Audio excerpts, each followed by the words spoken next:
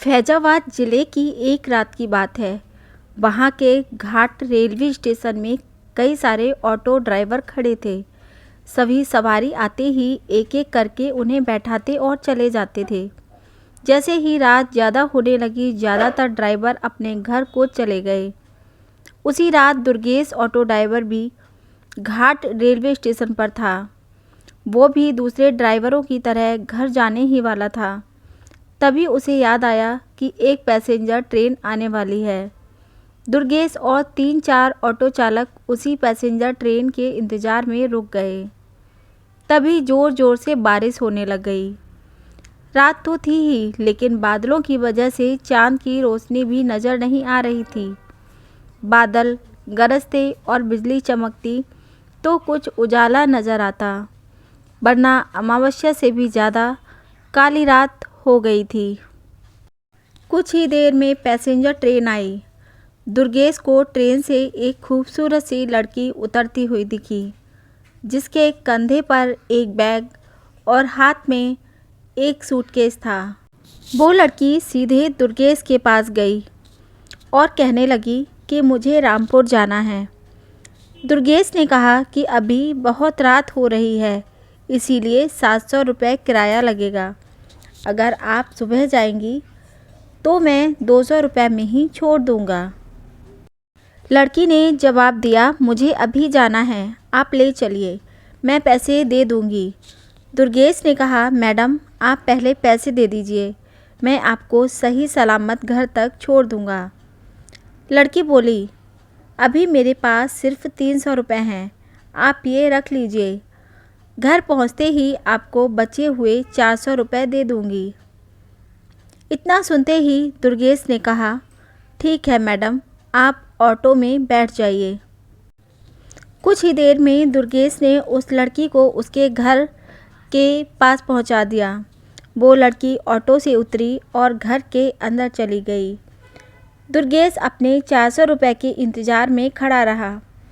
आधा घंटा बीत गया, लेकिन लड़की लौटकर नहीं आई। दुर्गेश के मन में हुआ कि अंदर जाकर देख लेता हूँ कि वो अब तक क्यों नहीं आई। उसने घर की घंटी बजाई और ज़ोर ज़ोर से आवाज़ लगाने लगा। तभी एक बुढ़िया ने घर का दरवाज़ा खोला। दुर्गेश ने उससे कहा कि एक मैडम यहाँ ऑटो से आई थी, उन्होंने मेरे 400 रुपये देने हैं, वो अब तक पैसे लेकर बाहर नहीं आई हैं।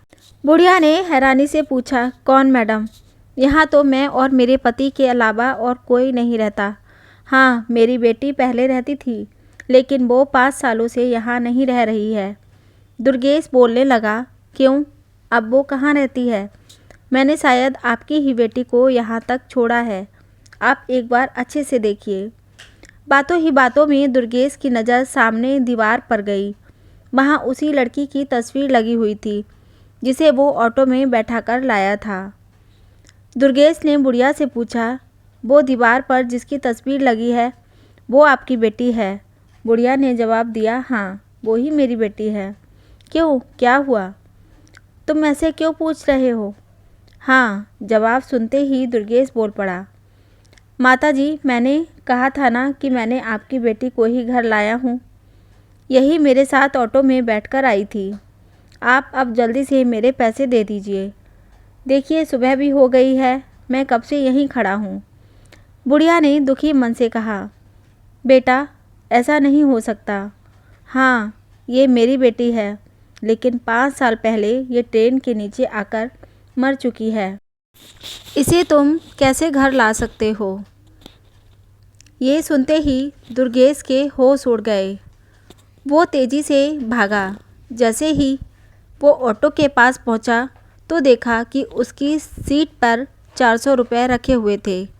उसने वो पैसे भगवान के सामने रखे और मंत्र का जाप करते हुए आगे की ओर बढ़ गया। उसके मन में हुआ कि आज तो सवारी बैठाने और पैसेंजर ट्रेन के लालच में मेरी जान जाते जाते बची है। उस दिन से दुर्गेश ने रात को ऑटो चलाना ही बंद कर दिया। वो सिर्फ दिन के समय सवारी लाता व ले जाता और रात को घर में आराम से सोता था। दोस्तों, अगर आप लोगों को कहानियाँ सुनना पसंद है तो ऐसी ही कहानियाँ सुनने के लिए हमारे चैनल को सब्सक्राइब कीजिए, वीडियो को लाइक कीजिए। धन्यवाद।